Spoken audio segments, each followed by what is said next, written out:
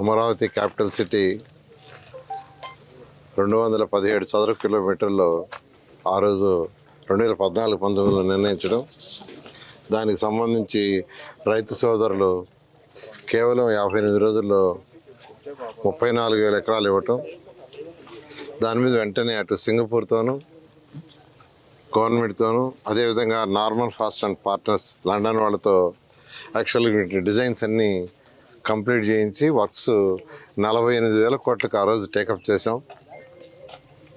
CRD దాదాపు 9,000 కోట్ల రూపాయలు ఖర్చు పెట్టడం జరిగింది. అయితే గత ప్రభుత్వం మూడు ముక్కలు ఆటాడి రాజధాని ఎక్కడ లేకుండా చేసింది. అంటే రాజధాని కట్టకూడదు అనే యొక్క దురుద్దేశంతో చేసిన పని అది, కేవలం దురుద్దేశం. అంతేకాకుండా ఇక్కడ ఒక మంచి రాజధాని వస్తే ఎక్కడ తెలుగుదేశం ప్రభుత్వం మంచి పేరు వస్తుందో ఆ పేరు రాకూడదని ప్రజల యొక్క సొమ్ముతో కట్టిన 9,000 కోట్లని వేస్ట్ చేశారు. అంటే దుర్వినియోగమే. ప్రజల సొమ్ము ఎప్పుడూ దుర్వినియోగం చేయకూడదండి. కానీ గత ప్రభుత్వం అన్ని అవకతవకలు, ఆర్థిక వ్యవస్థను చిన్నాభిన్నం చేసింది, అమరావతి క్యాపిటల్ చిన్నాభిన్నం చేసింది, ఈ విధంగా పోలవరాన్ని చిన్నాభిన్నం చేసింది మొత్తం. అయితే ఎలక్షన్స్కి ముందు గౌరవనీయ ముఖ్యమంత్రి నారా చంద్రబాబు నాయుడు గారు ప్రభుత్వం రాగానే వెంటనే అమరావతిని టేకప్ చేస్తామని చెప్పడం, మాట చెప్పిన ప్రకారమే దీన్ని టేకప్ చేసాం. అనేక లీగల్ హర్డిల్స్ అంటే అవన్నీ కూడా 1 by 1 చేసుకుంటే వాళ్ళు కట్టకపోతే గత ప్రభుత్వం క్లోజ్ చేసి ఉంటే కాంట్రాక్ట్లు ఇబ్బంది లేదు కాదు. వాళ్ళ కాంట్రాక్ట్లు క్లోజ్ చేయలే, వాళ్ళకి డబ్బులు ఇవ్వలేదు, ఏమీ చేయలే, అట్లా వదిలేశారు. అయితే ఈ ప్రభుత్వం వచ్చిన తర్వాత వాళ్ళ సమస్యలని మా ముందు పెడితే కమిటీలు వేసి, కమిటీలు యాక్చువల్గా డిస్కస్ చేసి వాటిని మళ్ళీ అథారిటీకి పెట్టి, అథారిటీ అప్రూవల్ తీసుకొని మళ్ళీ క్యాబినెట్కి పెట్టి, క్యాబినెట్ అప్రూవల్ తీసుకొని స్మూత్గా క్లోజ్ చేయటం. అదేవిధంగా టెక్నికల్ అంటే బిల్డింగ్స్ 5 సంవత్సరాలు 6 సంవత్సరాలు ఖాళీగా వదిలేసినప్పుడు దాని స్ట్రక్చర్ని చెక్ చేయాలనే ఉద్దేశంతో అటు ఐఐటి చెన్నై, ఐఐటి హైదరాబాద్ ఇద్దరికి ఇచ్చి వాళ్ళ దగ్గర మళ్ళా టెక్నికల్గా స్టడీ చేసి చెప్పమన్నాం. వాళ్ళు స్టడీ చేసి ఎటువంటి ఇబ్బంది లేదు, మీరు స్టార్ట్ చేసుకోవచ్చు. ఐకానిక్ టవర్స్ కానీ, 5 టవర్లు కానీ, అసెంబ్లీ కానీ, లేదా ఏదైతే అధికారుల కోసం కట్టారో ఆ బిల్డింగ్స్లో ఏమీ చెక్కు చెదరలేదు, స్టార్ట్ చేయమంటే యాక్చువల్గా అవన్నీ కూడా మళ్ళా రీటెండర్స్ పిలిచి ఆ తర్వాత దాదాపు అందరూ ఆల్మోస్ట్ మొత్తం స్టార్ట్ చేశారు. అయితే కొద్దిగా వర్షాలు పడటం వల్ల వాళ్ళు వర్క్ చేయడానికి కొద్దిగా ఇబ్బంది ఉంది. ప్రస్తుతం 10,000 మంది లేబరు, దానికి సంబంధించిన మిషనరీ అంతా ఉంది. ఈరోజు యాక్చువల్గా ఇప్పుడు షాపుంజీ కంపెనీ వాళ్ళు ఏదైతే కడుతున్నారో దాన్ని విజిట్ చేశాను నేను. ఎల్ఎన్టీ వాళ్ళు కట్టి దాన్ని విజిట్ చేశాను. ఇక్కడ ఎల్ఎన్టీ వాళ్ళు అయితే 21 టవర్స్లో 9 టవర్స్ పూర్తి అయిపోయినాయి, మిగతా టవర్స్ పార్షియల్గా పెండింగ్ ఉన్నాయి. మొత్తం 273 స్లాబ్స్ వేయాల్సి ఉంటే అందులో 68 మాత్రమే గ్యాప్ ఉన్నాయి. ఇవన్నీ కూడా డిసెంబర్ ఎండింగ్కి పూర్తి అయ్యేటట్టుగా యాక్చువల్గా వాళ్ళు ప్లాన్ చేస్తున్నారు. ఇవన్నీ పెద్ద పెద్ద కంపెనీలు ఇవి. వీళ్ళందరూ షీర్వాల్ టెక్నాలజీ మైవాన్ దాంతో చేసేది. అదేవిధంగా అంటే మొత్తం 1995 ప్లాట్స్ ఎన్జిఓస్ ప్లాట్స్. అదేవిధంగా ఈ షాపుంజీ వాళ్ళు 168 స్లాబ్లు వేయాల్సి ఉంటే బ్యాలెన్స్ కేవలం 30 మాత్రమే ఉన్నాయి. ఈ 30 కూడా డిసెంబర్ ఎండింగ్ లోపలే కంప్లీట్ అయ్యేటట్టుగా వాళ్ళు ప్లాన్ చేశారు. మెటీరియల్ అంతా తెచ్చుకున్నారు. 14 టవర్లు. ఈ 14 టవర్లో 11 టవర్లు అయితే పూర్తి అయిపోయినాయి. ఇంకా కేవలం ఒక 5 టవర్లు మాత్రం ఇన్కంప్లీట్గా ఉన్నాయి. ఎదురుగా చూస్తే అక్కడ కొన్ని టవర్లు 1 ఫ్లోర్ పెండింగు, ఒకటి వచ్చి 2 ఫ్లోర్లు, అట్టా 68 స్లాబ్స్ వేయాల్సింది ఉంది. అవి కంప్లీట్ చేస్తే ఈరోజు యాక్చువల్గా షాపుంజీ వాళ్ళు 1,140 మందికి గెజిటెడ్ ఆఫీసర్స్కి, గెజిటెడ్ టైప్ 1 టైప్ 2 అందరికి వస్తుంది. ప్యారలల్గా యాక్చువల్గా ఇంటర్నల్ ఇన్ఫ్రాస్ట్రక్చర్ కూడా యాక్చువల్గా స్టార్ట్ చేశారు. పుట్టి పెట్టడం కావచ్చు, పుట్టి అయిపోతే ఫ్లోరింగ్ కూడా అయిపోతే ఇంటర్నల్ ఏదైతే చాలా చేస్తారో దీంతో క్లబ్ హౌసెస్ కూడా యాక్చువల్గా టేకప్ చేశారు, పోడియంస్ టేకప్ చేశారు. ఇవన్నీ కూడా ఎటువంటి పరిస్థితుల్లో కూడా మార్చ్ ఎండింగ్కి 100% అయ్యేటట్టుగా డిసెంబర్కి స్లాబ్స్ అయిపోతూ మార్చ్ ఎండింగ్ లోపల 100% ఫినిషింగ్ అయ్యేటట్టుగా, అదేవిధంగా ఇక్కడ roads, drains, sewerage, drains, sewerage కూడా మెయిన్ సివరేజ్ ఇంపార్టెంట్. అంటే ఇంట్లో నుంచి వచ్చే వాటర్ అంతా బయటికి ట్రీట్ చేసి పంపించాలి, సివరేజ్ ప్లాంట్ పెట్టాలి, అదేవిధంగా రోడ్లు ఉండాలి, అదేవిధంగా ఇక్కడ వాళ్ళకి యాక్చువల్గా కొన్ని వసతులు కావాలి. అందుకనే క్లబ్ హౌస్ పెట్టి క్లబ్ హౌస్లో వాళ్ళకి యాక్చువల్గా క్లబ్ హౌస్లోనే వాళ్ళకి స్టేషనరీ కావచ్చు లేదా ప్రొవిజన్స్ కావచ్చు, ఆ స్టోర్స్ కూడా పక్కన పెట్టమని ముఖ్యమంత్రి ఆదేశించారు. దాని మీద కూడా యాక్చువల్గా వర్కౌట్ చేస్తున్నారు. అదేవిధంగా ఇక్కడ 4,000 అపార్ట్మెంట్స్, 4,000 మంది ఇక్కడికి వచ్చిన తర్వాత, 4,000 అంటే ఆల్మోస్ట్ ఒక టౌన్షిప్, దాదాపు 4,000 అంటే 10 ఇళ్ళు అంటే 16,000 ఓట్లు, 16,000 ఓట్లు అంటే ఒక నగర పంచాయతీ.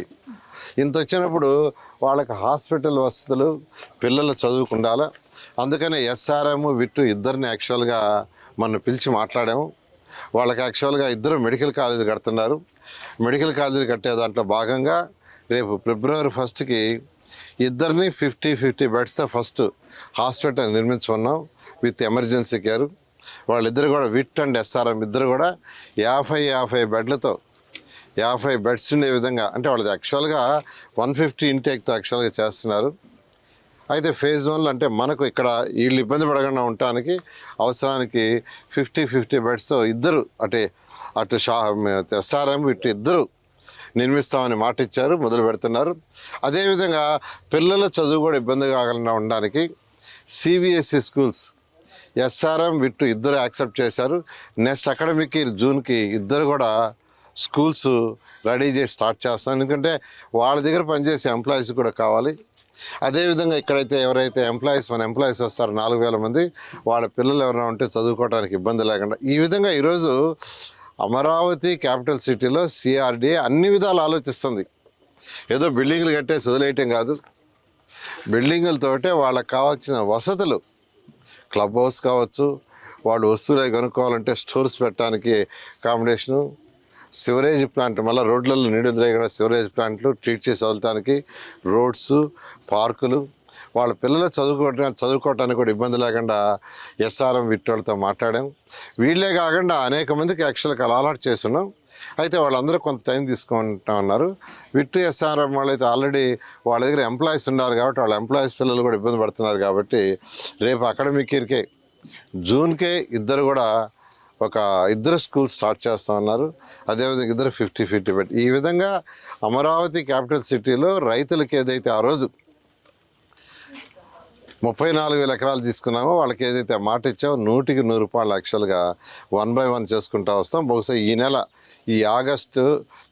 జూలై ఆగస్టు 15th వరకు మనకు కొద్దిగా వర్షాలు అయి ఉంటాయి కాబట్టి అవుట్ సైడ్ వర్క్ చేయడం కొద్దిగా ఇబ్బంది ఉంటుంది.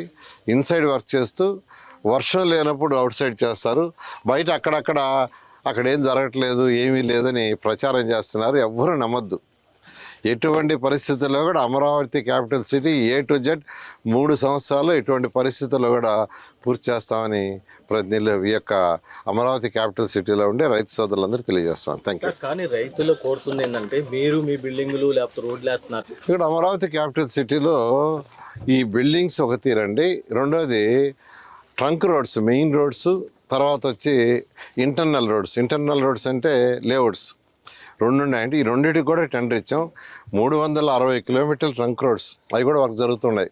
అయితే వర్షం వల్ల కొద్దిగా అది ఇబ్బంది జరుగుతుంది. అదేవిధంగా లేఅవుట్స్లో కూడా రోడ్లు 1,500 కిలోమీటర్స్ రోడ్స్ టెండర్ ఇచ్చింది.